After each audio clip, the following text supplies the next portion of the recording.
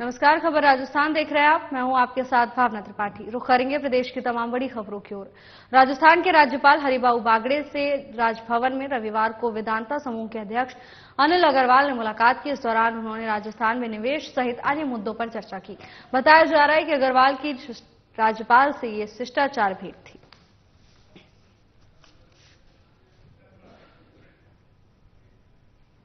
राज्यपाल हरिबाऊ बागड़े शनिवार को अंतर्राष्ट्रीय वैश्व महासम्मेलन की ओर से जयपुर व्यापार महासंघ के सहयोग से आयोजित समारोह में शामिल हुए। इस दौरान दीपावली पर गुलाबी नगर की रोशनी और साज सज्जा में विभिन्न श्रेणियों में उल्लेखनीय योगदान देने वाले बाजारों और प्रतिष्ठानों को पुरस्कार प्रदान किया गया। उन्होंने इस मौके पर कहा कि सबकी दीपावली में अपनी दीपावली मनाएं। जो असमर्थ है उनके सहयोग के लिए कोई संगठन बने। गरीब और कमजोर कल्याण के साथ उनके यहाँ भी पर्व की रोशनी हो, ऐसी व्यवस्था सब मिलकर सुनिश्चित करें। उन्होंने इस अवसर पर सम्मानित हुए व्यावसायिक संस्थानों से प्रेरणा लेकर गुलाबी नगरी को स्वच्छ सुंदर रखने के लिए सभी को कार्य करने का आह्वान किया।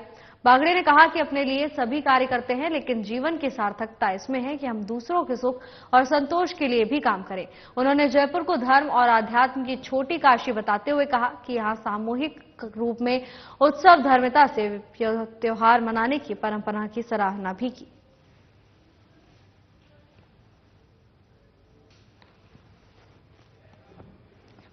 अंतर्राष्ट्रीय वैश्य महासमारोह में राजस्थान के राज्यपाल हरिबाऊ बागड़े शामिल हुए। इस दौरान उन्होंने जनसभा को संबोधित किया। दीपावली पर गुलाबी नगर की रोशनी और साज सज्जा में श्रेणियों में योगदान देने वाले बाजारों और प्रतिष्ठानों को इस समारोह के दौरान सम्मानित किया गया। तो वहीं संबोधित करते हुए राज्यपाल ने कहा कि सबकी दिवाली में अपनी दीपावली मनाएं। इसके साथ ही उन्होंने लोगों से अपील की है कि जो लोग असमर्थ हैं उनकी सहायता करें और सहयोग के लिए कोई संगठन बनाया जाए जो गरीब और कमजोर लोगों के हित में काम करे। उन्होंने कहा कि नगरी को स्वच्छ और सुंदर बनाने के लिए सबको एक साथ मिलकर काम करना चाहिए। आपको बता दें कि जयपुर में इस कार्यक्रम का आयोजन किया गया था। अंतर्राष्ट्रीय वैश्य महासम्मेलन की ओर से जयपुर व्यापार महासंघ के सहयोग से इस कार्यक्रम का आयोजन किया गया। दीपावली पर गुलाबी नगर की रोशनी और साज सजावट को अलग अलग श्रेणियों में योगदान देने के लिए सम्मानित किया गया। लोगों को संबोधित करते हुए राज्यपाल ने सबसे अपील की है कि कमजोर वर्ग की सहायता करें। इसके साथ ही गरीब और कमजोर कल्याण के साथ उनके यहाँ पर्व की रोशनी हो, ऐसी व्यवस्था सब मिलकर सुनिश्चित करें। इतना ही नहीं, उन्होंने जयपुर को धर्म और आध्यात्म की छोटी काशी भी कहा। उन्होंने कहा कि यहाँ सामूहिक रूप से उत्सव धर्मिता से लोग त्योहार मनाते हैं और इस परंपरा की उन्होंने खूब सराहना की।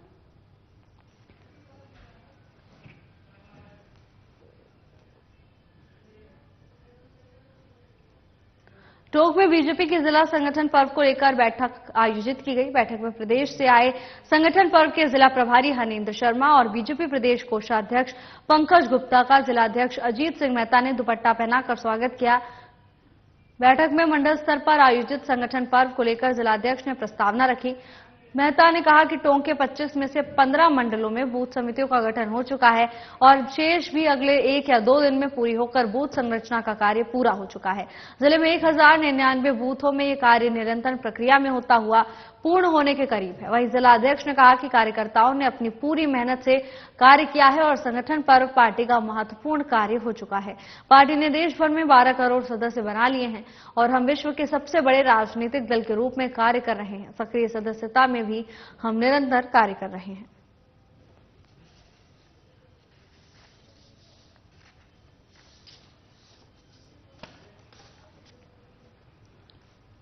टोंक में एक बैठक आयोजित की गई। जिला संगठन पर्व को लेकर इस बैठक का आयोजन किया गया, जिसमें प्रदेश से आए संगठन पर्व के जिला प्रभारी हरेंद्र शर्मा और बीजेपी के प्रदेश कोषाध्यक्ष पंकज गुप्ता ने अजीत सिंह मेहता को दुपट्टा पहनाकर उनका स्वागत किया। बैठक में मंडल स्तर पर संगठन पर्व को लेकर जिला अध्यक्ष ने एक प्रस्तावना भी रखी।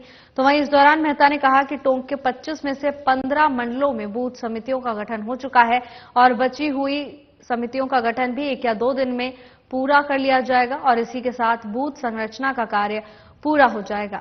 इसके साथ ही उन्होंने कहा कि जिले में 1099 बूथों में यह कार्य निरंतर प्रक्रिया में होता हुआ पूर्ण होने के करीब है। इसके साथ ही उन्होंने कार्यकर्ताओं को संबोधित करते हुए उनके मेहनत की खूब सराहना की। उन्होंने कहा कि संगठन पर्व पार्टी का महत्वपूर्ण कार्य हो चुका है। पार्टी ने देश भर में 12 करोड़ सदस्य बना लिए हैं और अब हम विश्व के सबसे बड़े राजनीतिक दल के रूप में काम कर रहे हैं। इसके साथ ही उन्होंने कहा कि सक्रिय सदस्यता में भी हम निरंतर काम कर रहे हैं। प्रदेश के गृह राज्य मंत्री जवाहर सिंह बेडम ने राजसमंद जिला पुलिस अधीक्षक कार्यालय में पुलिस अधिकारियों के साथ बैठक की और जिले की कानून व्यवस्था की स्थिति पर गहन समीक्षा भी की। बैठक में कुंभलगढ़ विधायक सुरेंद्र सिंह राठौड़ और राजसमंद विधायक दीप्ति माहेश्वरी भी उपस्थित रहीं। साथ ही जिला collector Bal Mukund Asawa, SP Manish Tripathi, additional SP Mahendra Pareek सहित समस्त पुलिस उपाधीक्षक मौजूद रहे। गृह राज्य मंत्री बेडम ने विभिन्न अपराधों जैसे लूट, हत्या, डकैती, मारपीट, चोरी, मादक पदार्थों की तस्करी, मानव तस्करी आदि के प्रकरणों की समीक्षा की।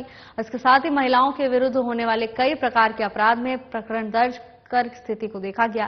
साथ ही साइबर क्राइम को लेकर भी विशेष रूप से सजग रहने और लोगों को निर्देश दिया गया कि वो जागरूक रहें। इसी प्रकार से बैठक में सड़क हादसों और उनकी रोकथाम के लिए उपायों, आपराधिक घटनाओं पर कड़ी निगरानी और त्वरित कार्रवाई को लेकर निर्देश दिए। वहीं महिलाओं और बच्चों की सुरक्षा के लिए विशेष रूप से सजग रहने पर जोर दिया गया। साथ ही पुलिस संसाधनों और जनशक्ति को मजबूत करने के मुद्दे पर भी चर्चा की गई।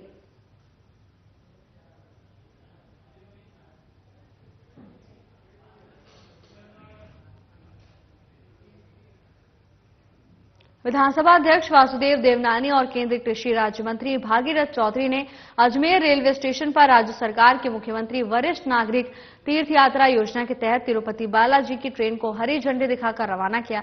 इस ट्रेन में 780 यात्री तिरुपति बालाजी की यात्रा पर गए हैं। इनमें से अजमेर संभाग के 293 यात्री शामिल हैं। अजमेर रेलवे स्टेशन पर मुख्यमंत्री वरिष्ठ नागरिक तीर्थ यात्रा योजना की ट्रेन को रवाना करने के बाद विधानसभा अध्यक्ष वासुदेव देवनानी ने कहा कि बुजुर्गों को तीर्थ यात्रा कराना एक पुनीत कार्य है। राज्य सरकार को इसके लिए बधाई दी जानी चाहिए। राजस्थान सरकार ने प्रदेश के 30,000 वरिष्ठ नागरिकों को ट्रेन से और 6,000 वरिष्ठ नागरिकों को हवाई जहाज से तीर्थ यात्रा कराने का निर्णय लिया है। ये निर्णय स्वागत योग्य है। हर व्यक्ति का सपना होता है कि वो अपने इष्ट के स्थान पर तीर्थ यात्रा के लिए जाए। सरकार जिनका ये सपना पूरा कर रही है, उन्होंने देवस्थान विभाग को इसके लिए बधाई देते हुए कहा कि यात्रा सभी के लिए मंगलमय होगी।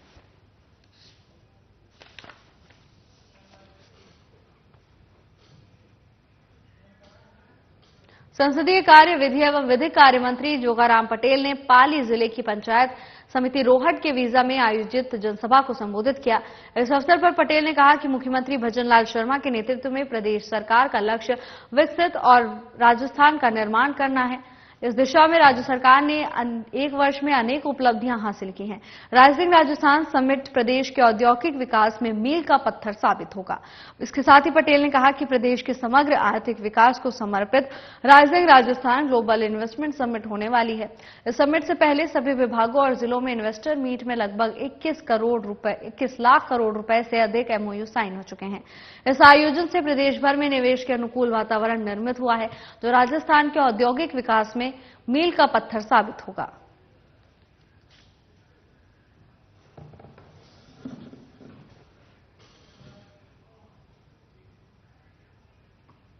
विधानसभा अध्यक्ष वासुदेव देवनानी ने कहा कि राज्य सरकार के पहले बजट में अजमेर जिले को सैकड़ों करोड़ रुपए के विकास कार्यों की सौगात मिली है। अजमेर के विकसित होने की शुरुआत हो गई है। विधानसभा अध्यक्ष वासुदेव देवनानी ने शनिवार को वार्ड 69 जंबेश्वर नगर में सड़क विकास कार्य का शुभारंभ किया। उन्होंने कहा कि अजमेर में 3 रिजर्वायर बनाने के लिए 270 करोड़ की राशि स्वीकृत हुई है। भूमि आवंटन भी किया गया है। बीसलपुर बांध से पानी की आवक बढ़ाने के लिए इंटेक वेल भी बनाया जाएगा। इससे अजमेर को 7 टीएमसी तक पानी उपलब्ध होगा। ईआरसीपी परियोजना से फॉयसागर को जोड़ने से हमेशा पानी भरा रहेगा, जिससे जलदाय विभाग के पंपिंग स्टेशनों पर निर्बाध विद्युत आपूर्ति के लिए अतिरिक्त फीडर से जोड़ने के लिए भी पर्याप्त राशि स्वीकृत की गई है। उन्होंने कहा कि अजमेर में आयुर्वेद विश्वविद्यालय भी खुलेगा। इसके लिए भूमि आवंटन की प्रक्रिया जारी है।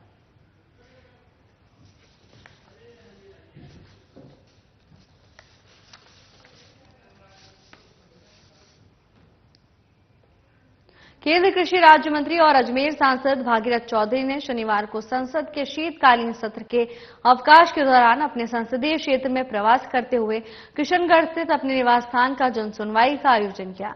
इस दौरान केंद्रीय मंत्री भागीरथ चौधरी ने स्थानीय जनप्रतिनिधियों, बीजेपी पदाधिकारियों और क्षेत्र के आमजन से आत्मीय मुलाकात कर उनकी समस्याओं को सुना। जनसुनवाई में उपस्थित लोगों ने विभिन्न समस्याओं से उन्हें अवगत कराया। इनमें क्षेत्रीय विकास, आधारभूत सुविधाएं, कृषि, शिक्षा और स्वास्थ्य से संबंधित मुद्दे प्रमुख रहे। केंद्रीय मंत्री भागीरथ चौधरी ने इन समस्याओं का शीघ्र समाधान सुनिश्चित करने के लिए संबंधित अधिकारियों से संवाद किया और आवश्यक दिशा निर्देश भी दिए। स्थानीय सांसद भागीरथ चौधरी ने कहा कि क्षेत्रवासियों की सेवा और क्षेत्र के समग्र विकास के लिए मेरा प्रयास निरंतर जारी रहेगा।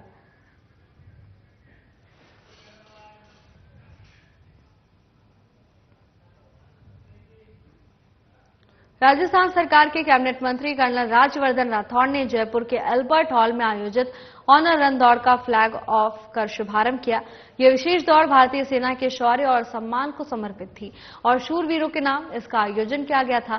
दौड़ का मुख्य उद्देश्य भारतीय सेना के वीरों की बहादुरी को सम्मानित करना, जो देश की सुरक्षा और गौरव के लिए अपनी जान की आहुति देते हैं।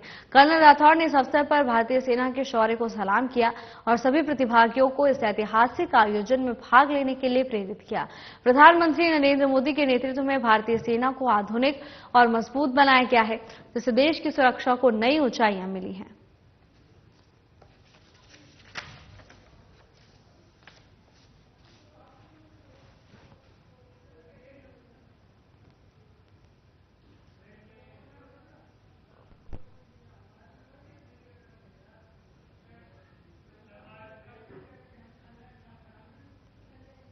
एक छोटे से ब्रेक के लिए रुकेंगे, जल्द हाजिर होंगे ब्रेक के बाद।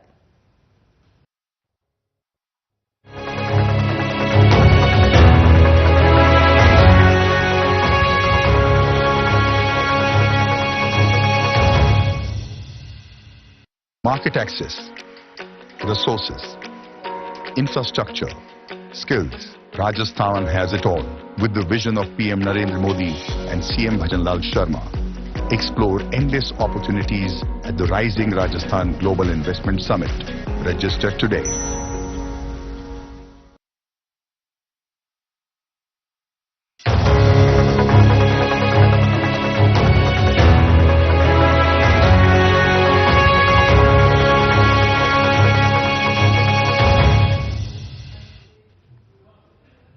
ब्रेक के बाद आपका स्वागत है। खबरों में आगे बढ़ेंगे। जयपुर में चिकित्सा और स्वास्थ्य विभाग की प्रमुख शासन सचिव गायत्री राठौड़ ने रविवार को गांधीनगर स्थित शहरी आयुष्मान आरोग्य मंदिर में बच्चों को पोलियो की दवा पिलाकर उपराष्ट्रीय प्लस पोलियो अभियान का राज्य स्तरीय शुभारंभ किया। इस दौरान राठौड़ ने कहा कि भारत में साल 1995 में पल्स पोलियो अभियान की शुरुआत की गई। जनवरी 2011 के पश्चात बीते 13 सालों में कोई भी पोलियो का नया केस भारत में नहीं पाया गया। मार्च 2014 को भारत को पोलियो मुक्त होने का प्रमाण पत्र मिल चुका है, लेकिन पाकिस्तान में 55 और अफगानिस्तान में 23 पोलियो के केस पाए गए हैं। इसे देखते हुए केंद्र सरकार ने देश भर में उपराष्ट्रीय पोलियो अभियान आयोजित किया है।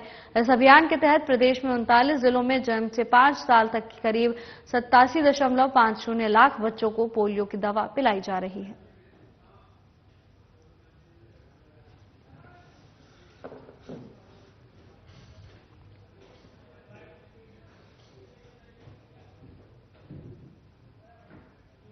कंबोडिया में 5 से 7 दिसंबर के बीच आयोजित हो रहे अंतर्राष्ट्रीय थ्रो बॉल टूर्नामेंट में भरतपुर के दिव्यांग पैरा एथलीट सोनिया चौधरी ने गोल्ड मेडल जीत लिया है।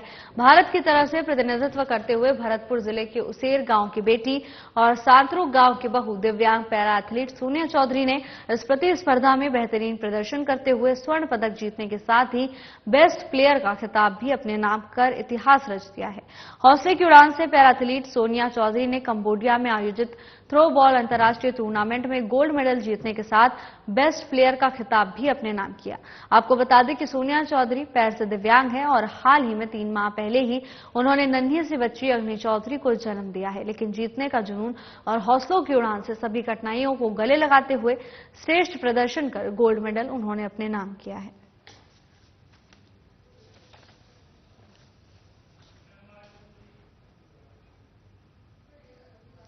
कड़कड़ाती सर्दी के बीच जब हर कोई गर्म कपड़ों की तलाश में रहता है, तब अलवर की लाइफ सेवर टीम ने मानवता और उदारता की मिसाल पेश की। टीम ने राजकीय उच्च प्राथमिक विद्यालय कादर नंगला की कक्षा 1 से 8 तक के 95 विद्यार्थियों को गर्म कपड़े बांटे। बच्चों को ठंड से राहत मिलने के साथ ही उनके चेहरे पर जो मुस्कान आई, उसने पूरे विद्यालय के माहौल को खुशनुमा कर दिया। ये दिल छू लेने वाला कार्यक्रम विद्यालय के प्रार्थना स्थल पर आयोजित हुआ। इस अवसर पर विद्यालय के प्रधानाध्यापक सुमित यादव और समस्त शिक्षकों ने लाइफ सेवर टीम के अध्यक्ष मूलचंद जागीर, सचिव निर्मित यादव और सदस्य मनोज कुमार का आभार प्रकट किया। प्रधानाध्यापक सुमित यादव ने इस नेक पहल को समाज में सकारात्मक बदलाव लाने वाला और प्रेरणादायक प्रयास बताया। जर्सी पाते ही बच्चों की खुशी देखते ही बन रही थी। कोई अपनी नई जर्सी को सहलाता हुआ नजर आया तो कोई इसे लेकर इतराता हुआ दिखाई दिया। बच्चों की इस खुशी ने हर किसी का दिल जीत लिया।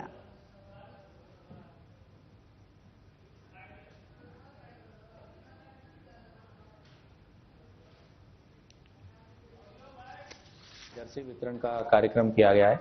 बच्चों के स्वास्थ्य को देखते हुए और आगामी सर्दियां स्टार्ट होने वाली हैं, तो उसको देखते हुए एक लाइफ सेवर टीम की तरफ से ये इनिशिएटिव लिया गया कि बच्चों को राजकीय प्राथमिक विद्यालयों को जर्सी वितरण किया गया, जिसमें सभी भामाशाह और समाज सेवियों के सहयोग से, हम तो मात्र एक जरिया हैं, बाकी सब भामाशाह और सहयोगियों ने ही सहयोग किया है। तो और हमारे अध्यक्ष महोदय हैं श्री मूलचंद जांगीर जी, हमारे प्रेरणा स्रोत भी वही हैं और ये सारा कार्य हम उन्हीं की देखरेख और उनके मार्गदर्शन में ही करते हैं। लाइफ सेवर टीम का मुख्य उद्देश्य है रक्तदान क्षेत्र, स्वैच्छिक रक्तदान को बढ़ावा देना, और हमारा मूल उद्देश्य और हम जिस मुहिम को छेड़ रखा है वो यही है कि हर व्यक्ति अपने जीवन में किसी भी खास दिन, शादी, विवाह समारोह, अपने प्रियजन, किसी की पुण्यतिथि, जन्मदिन, उत्सव पर 1 यूनिट किसी भी अपने नजदीकी गवर्नमेंट ब्लड बैंक में जाके स्वैच्छिक रक्तदान करे। क्योंकि रक्त एक ऐसी जरूरत है कि जो जरूरत के टाइम जब पता पड़ता है तो कोई भी साथी साथ नहीं देता है, और अभी तक कोई भी ऐसा मेडिकल क्षेत्र में कोई टेक्नोलॉजी नहीं आई है जो रक्त को बना सके। तो हमारा सभी से निवेदन है, आप सबसे हाथ जोड़ के निवेदन है कि आप साल में 1 या 2 बार स्वैच्छिक रक्तदान जरूर करें। चिकित्सा एवं स्वास्थ्य विभाग की प्रमुख शासन सचिव गायत्री राठौर ने शनिवार को एसएमएस अस्पताल के अकादमिक सभागार में आयोजित राज्य स्तरीय समारोह में टीबी मुक्त भारत के लिए 100 दिवसीय अभियान का शुभारंभ किया। यह अभियान राज्य के 5 जिलों बारा, कोटा, झालावाड़, हनुमानगढ़ और राजसमंद जिलों में संचालित किया जाएगा। इसके तहत 100 दिन के तक निश्चय शिविरों का आयोजन भी किया जाएगा। राठौर ने इस अवसर पर कहा कि अभियान देश और प्रदेश को टीबी मुक्त करने की दिशा में एक महत्वपूर्ण कदम है। टीबी मुक्त राजस्थान के लक्ष्य की प्राप्ति को लेकर आगामी 3.5 महीने तक प्रदेश भर में सघन अभियान चलाकर राज्य में सर्वे से छूटे रोगियों को चिन्हित कर उन्हें उपचारित किया जाएगा।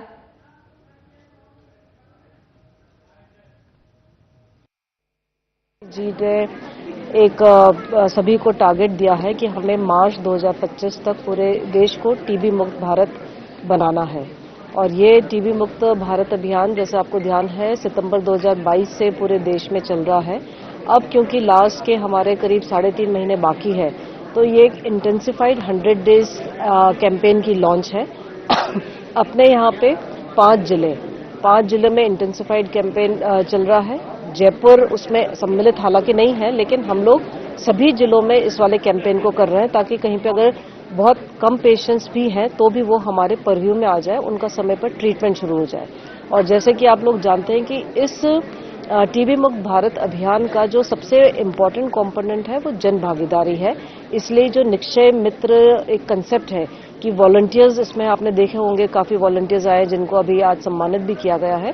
वो अपने समाज में, अपने आसपास में, अपने मोहल्ले में, अपने वार्ड में, अपनी पंचायत में जो भी टीबी आइडेंटिफाइड पेशेंट है उसको काउंसलिंग करें। काउंसलिंग ये कि समय पे दवाई लेनी है, काउंसलिंग ये कि उनको एक पौष्टिक आहार ग्रहण करना है। यूजुअली होता है कि क्योंकि थोड़ा सा ट्रीटमेंट लंबा चलता है, लोग दवाई लेना बंद कर देते हैं, तो वापस उनका डिलेड रिकवरी हो जाती है। तो और फिर उससे जो, क्योंकि कंटेजियस है तो आसपास और को फैलने की संभावना बढ़ जाती है। तो ये 100 डेज इंटेंसिफाइड कैंपेन का ऑब्जेक्टिव ही ये है कि मेडिकल एंड हेल्थ डिपार्टमेंट, हमारे सारे फ्रंटलाइन वर्कर्स जिसमें एएनएम, आशा, आंगनबाड़ी वर्कर्स, हमारे सीएचओज, हमारे मेडिकल ऑफिसर्स, सब लोग मिलकर के अपने अपने क्षेत्र में टीबी के कोई भी अगर पेशेंट्स हैं उनका सर्वे करें, उनका चिन्हीकरण करें और उनको जो हमारा प्रोग्राम है उससे जोड़ें। उनको पीएचसी पे सीएचसी पे रजिस्टर करें। इस प्रोग्राम के तहत उनको हर महीने 1000 रुपीज भी सीधा डीबीटी होता है। तो बेसिकली पोषण के हिसाब से होता है। तो इसका एक इंटेंसिफाइड ड्राइव का कैंपेन आज पूरे कंट्री में शुरू हुआ। सरमथुरा कस्बे में इन दिनों गुटखा कारोबारियों ने लूट मचा रखी है। अचानक से पिछले 5 दिनों से गुटखों के दाम 1.5 गुना तक कर दिए हैं। वहीं इस संदर्भ में गोल्ड मोहर एजेंसी के संचालक से हमने बात की तो उन्होंने बताया कि कुछ दिनों से फैक्ट्री बंद होने की वजह से माल नहीं आ पा रहा है, जिससे स्टॉक खत्म हो गया था। लेकिन अब फैक्ट्री से माल आते ही उनके द्वारा तो दुकानदारों को माल की सप्लाई की जा रही है, लेकिन कुछ थोक किराना व्यापारियों की ओर से फैक्ट्री से ही माल न आने सहित माल न मिलने की बात भी कही और ग्राहकों से मनमाने दाम वसूले जा रहे हैं, जो कि गलत है। साथ ही कुछ छोटे दुकानदारों ने भी बताया कि बड़े दुकानदारों की तरफ से उन्हें महंगे दामों में पैकेट दिए जा रहे हैं, जिससे ग्राहकों में और छोटे दुकानदारों में नोकझोंक हो रही है, जबकि व्यापारियों ने गोदामों में गुटखे का स्टॉक किया हुआ है।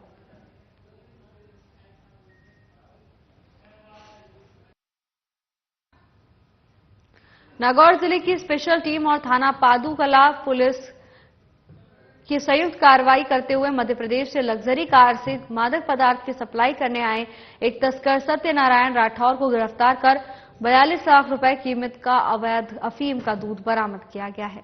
एसपी नारायण टोगस ने बताया कि अतिरिक्त पुलिस अधीक्षक सुमित कुमार और सीओ डेगाना जय प्रकाश के सुपरविजन में जिले में अवैध मादक पदार्थों की तस्करी के विरुद्ध चलाए जा रहे विशेष अभियान के तहत एसएचओ सत्यनारायण चौधरी और डीएसपी प्रभारी विजय सिंह के नेतृत्व में गठित टीम ने अभियुक्त सत्यनारायण तेली को लग्जरी कार सहित गिरफ्तार कर 8 किलो 395 ग्राम अफीम का दूध बरामद किया है।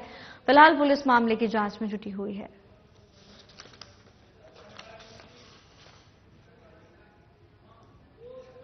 उदयपुर में सूरजपोल थाना अंतर्गत एक सरकारी स्कूल में तोड़फोड़ करने का वीडियोग्राफिकर वीडियो सोशल मीडिया और न्यूज पर चलने की धमकी देकर विद्यालय प्रशासन से 50,000 रुपए की मांग करने के मामले में थाना पुलिस ने आरोपी फर्जी पत्रकार कपिल भल्ला को गिरफ्तार कर लिया है।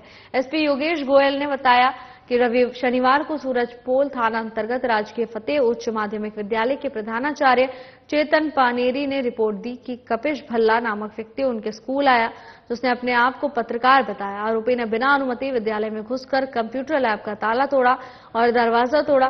स्कूल में लगे पंखे, खिड़कियों तथा कंप्यूटर केबल स्विच तोड़कर पूरा सामान बिखेर कर वीडियोग्राफी की। इसके बाद वीडियो सोशल मीडिया और न्यूज में चलाने की धमकी देकर विद्यालय प्रशासन से 50,000 रुपए की मांग की और सरकारी संपत्ति को नुकसान भी पहुंचाया, जिसके बाद पुलिस ने कार्रवाई करते हुए आरोपी फर्जी पत्रकार को गिरफ्तार कर लिया है। फिलहाल पुलिस आगे की जांच में जुटी हुई है।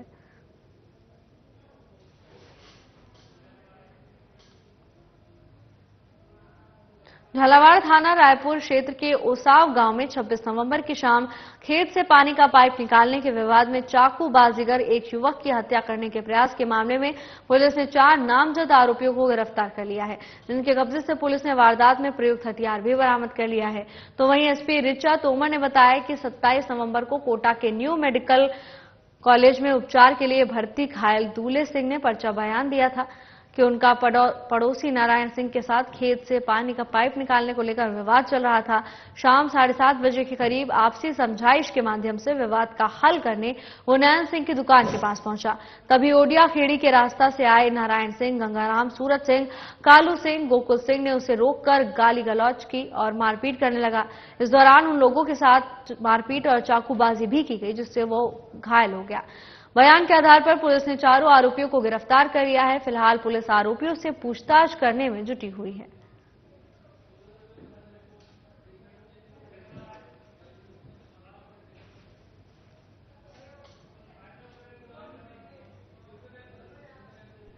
फिलहाल के लिए बस इतना ही। जल्द हाजिर होंगे नई अपडेट्स के साथ। नमस्कार।